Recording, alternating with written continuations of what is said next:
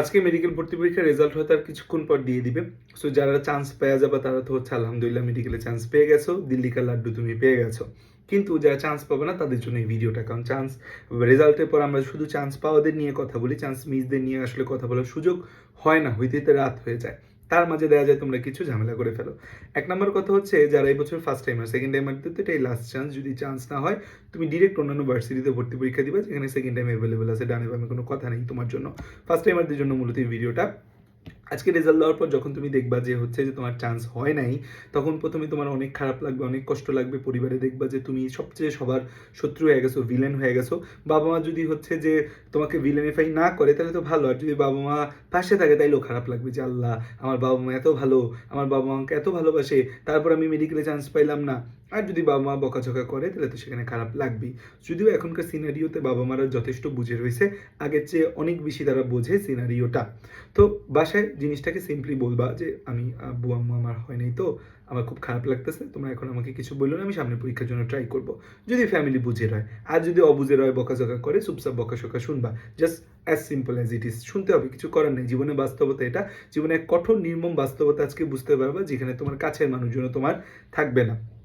দ্বিতীয় যে বিষয়টা হচ্ছে সেটা হচ্ছে কোনো ধরনের কোনো রিস্কি ডিসিশন আজকে নেওয়া যাবে না, যে হইলো না আমি আমার জীবন শেষ করে দিব, এই করে দিব, শেষ করে দিব। নো, জীবনটা আল্লাহ তাআলা তোমাকে দিয়েছে হচ্ছে যে তার কাজ করার জন্য।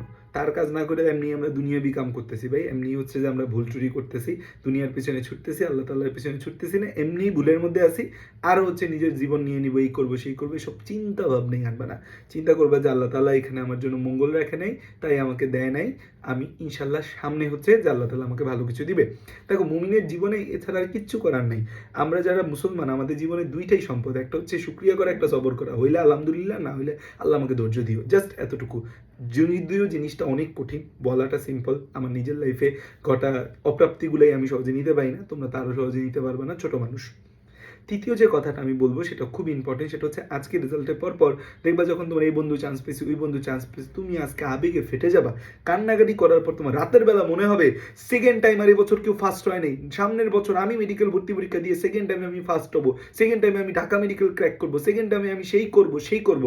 কইয়া তুমি করবে কি, আজকে থেকে এই বিভিন্ন জায়গায় মেসেজ দেওয়া শুরু করবে, ভাইয়া সেকেন্ড টাইমের কোর্স কবে আসবে? এবং অনলাইনে কিছু অনৈতিক ধান্দাবাজ কোর্স ব্যবসায়ী আছে, তারা দেখবা আজকে রাতেই আইসা তোমার সামনে দাঁড়িয়ে বলবে মেডিকেলে চান্স হয়নি এবছর, আচ্ছা কোনো সমস্যা নেই, সামনে এবছর সেকেন্ড টাইমার জার্নি শুরু করো আমাদের সাথে, এবছর আমাদের এখান থেকে এত সেকেন্ড টাইমার চান্স পেয়েছি, তুমিও চান্স পাবা, ভর্তি হয়ে যাও এই কোর্সে। এই আবেগে তুমি কোর্সে ভর্তি হয়ে যাবা। আল্লাহর হস্তে প্রতি কোর্স থেকে সেকেন্ড টাইমার চান্স পায়।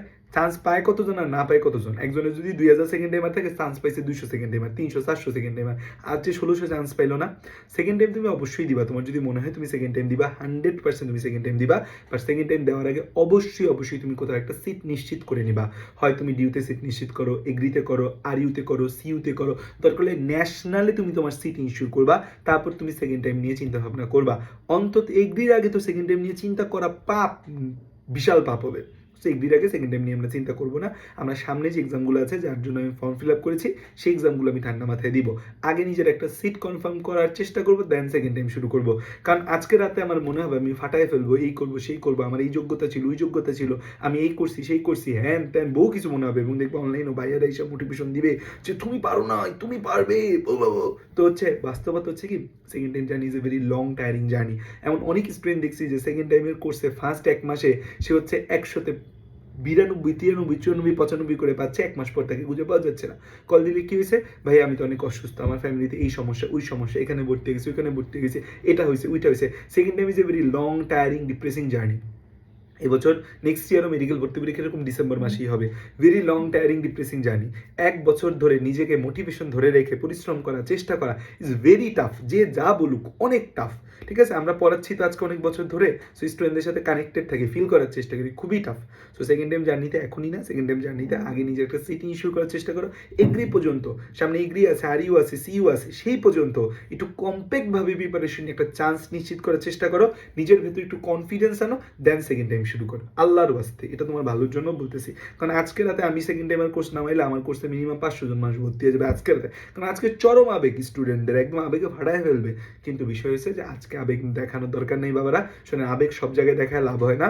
আজকে আবেগ না দেখায় আজকে হচ্ছে এই শোকটাকে শক্তিতে পরিণত করে একটা জায়গায় চান্স নিশ্চিত করো। দেন তুমি হচ্ছে তোমার আবেগটা হচ্ছে দেখাও, দেন তুমি প্রিপারেশন শুরু করো, তোমার ভালোর জন্য বলতেছি। আর অবশ্যই অবশ্যই আল্লাহ তাআলার কাছে রেজাল্ট ভালো হোক খারাপ হোক 2 রাকাত নামাজ পড়ে শুকরিয়া করে ফেলবা যে আল্লাহ যা দিছো তুমি আলহামদুলিল্লাহ, যা দিছো আলহামদুলিল্লাহ, ভালো দিছে শুকরিয়া, আল্লাহ আমাকে এটা নিয়ে থাকার তৌফিক দাও, খারাপ হয়েছে আল্লাহ আলহামদুলিল্লাহ, আল্লাহ তুমি আমাকে সহ্য করার তৌফিক দাও, আমার চারপাশের পরিবেশটা সুন্দর করে দাও, আমার আশপাশের মানুষকে কষ্ট দিছে আমাকে মাফ করে দাও। বাবা মার কাছে দরকার হলে মাফ চেয়ে নিবা যে আব্বু আম্মু তোমরা অনেক কষ্ট করছো, আমার পেছনে অনেক ইনভেস্ট করছো, আমি পারিনি, আমাকে মাফ করে দিও। জাস্ট এভাবে বললে বাপ মারে জড়াই ধরো, কোনো বাপ মা তোমার বকাঝকা করতে পারবে না। সো এটাই হচ্ছে কথা। সো আমি আগেই বলে নিলাম, কারণ রেজাল্ট দিলে দেখা যায় আমরাও স্বার্থপর হয়ে যাই। আসলে যারা চান্স পায়নি তাদের নিয়ে কথা বলার সুযোগ পাই না, চান্স পেয়েছে তাদের নিয়ে পোস্ট দেওয়া নিয়ে ব্যস্ত হয়ে যায়। সো দ্যাটস আগেই বলে দিলাম।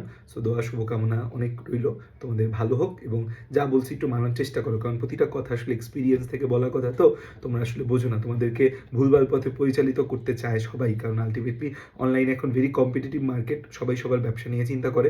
সো তুমি হচ্ছে যে অবশ্যই তোমার নিজের ব্যাপারটা বুঝে দেন আগাও, ঠিক আছে? থ্যাংক ইউ, আসসালামু আলাইকুম সকলকে।